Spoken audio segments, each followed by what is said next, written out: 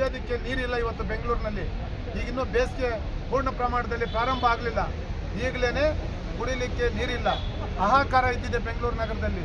ಒಂದೊಂದು ಟ್ಯಾಂಕರ್ಗೆ 5,000 6,000 7,000 ಕೊಡುವಂಥ ಪರಿಸ್ಥಿತಿ ಬಂದಿದೆ. ಏನು ಇವತ್ತು ಕಾಂಗ್ರೆಸ್ ನೇತೃತ್ವದ ರಾಜ್ಯ ಸರ್ಕಾರ ಇವತ್ತೇನು ಆಡಳಿತ ನಡೀತಾ ಇದೆ ರಾಜ್ಯದಲ್ಲಿ, 2 ವರ್ಷ ಆಗಿದೆ ಇವರು ಅಧಿಕಾರಕ್ಕೆ ಬಂದು. ಆದರೆ 2 ವರ್ಷದಿಂದಲೂ ಬರೀ ಜನವಿರೋಧಿ ನೀತಿ. ಬೆಂಗಳೂರಿನ ಜನ ನಿಜಕ್ಕೂ ಸಹ ಪ್ರತಿದಿನ ಬೆಂಗಳೂರಿನ ಜನಕ್ಕೆ ನರಕ ತೋರಿಸ್ತಾ ಇದ್ದಾರೆ.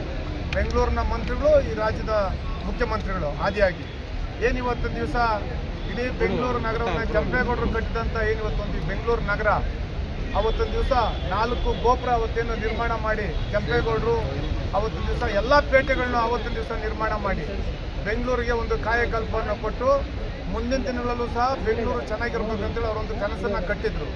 ಆದರೆ ಈ ಕಾಂಗ್ರೆಸ್ ನೇತೃತ್ವದ ಇವತ್ತು ರಾಜ್ಯ ಸರ್ಕಾರ 5 ಫ್ರೀ ಗ್ಯಾರಂಟಿಗಳನ್ನ ಕೊಡ್ತೀವಿ ಅಂತೇಳಿ ಸುಳ್ಳು ಭರವಸೆಗಳನ್ನ ಕೊಟ್ಟು ಇವತ್ತೇನು ರಾಜ್ಯದಲ್ಲಿ ಅಧಿಕಾರ ನಡೆಸ್ತಾ ಇದ್ದಾರೆ. ಇವತ್ತು ಬೆಂಗಳೂರನ್ನ ಛಿದ್ರ ಮಾಡ್ತಾ ಇದ್ದಾರೆ.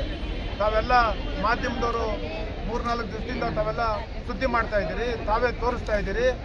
ಬೆಂಗಳೂರು ನಗರಕ್ಕೆ ಯಾರಾದರೂ ಒಬ್ಬರು ಡೆಲಿಗೇಟ್ಸ್ ಬಂದಂಥ ಸಂದರ್ಭದಲ್ಲಿ, ಯಾರಾದರೂ ಗಣ್ಯ ವ್ಯಕ್ತಿಗಳು ಬಂದಂಥ ಸಂದರ್ಭದಲ್ಲಿ ಒಬ್ಬ ಪ್ರಥಮ ಪ್ರಜೆ ಅಂತೇಳಿ ಮೇಯರು ಅವ್ರನ್ನ ಹೋಗಿ ರಿಸೀವ್ ಮಾಡ್ತಾಯಿದ್ರು. ಇವತ್ತು ಬೆಂಗಳೂರು ನಗರವನ್ನು ಇವರು 7 ಭಾಗಗಳಾಗಿ ಮಾಡ್ತಾ ಇದ್ದಾರೆ. ಈ 7 ಭಾಗಗಳಾಗಿ ಮಾಡ್ತಾ ಇರ್ತಕ್ಕಂಥದ್ದು ಉದ್ದೇಶ ಇಷ್ಟೇ. ಒಂದು, ರಿಯಲ್ ಎಸ್ಟೇಟ್ ದಂಧೆ ಮಾಡ್ತಕ್ಕಂಥದ್ದು. ಎರಡನೇದು, ನಾವೇನಿವತ್ತು ಕನ್ನಡಿಗರು ಸ್ವಾಭಿಮಾನಿಗಳು ಇವತ್ತೇನು 6.5 ಕೋಟಿ ಜನ ಇವತ್ತು ಕರ್ನಾಟಕದಲ್ಲಿ ವಾಸ ಮಾಡ್ತಾ ಇದ್ದೀರಿ.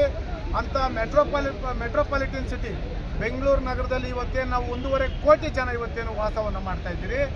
ಇವತ್ತು ಹಲವಾರು ಸಮಸ್ಯೆಗಳನ್ನು ನಾವು ಎದುರಿಸ್ತಾ ಇದ್ದೀರಿ.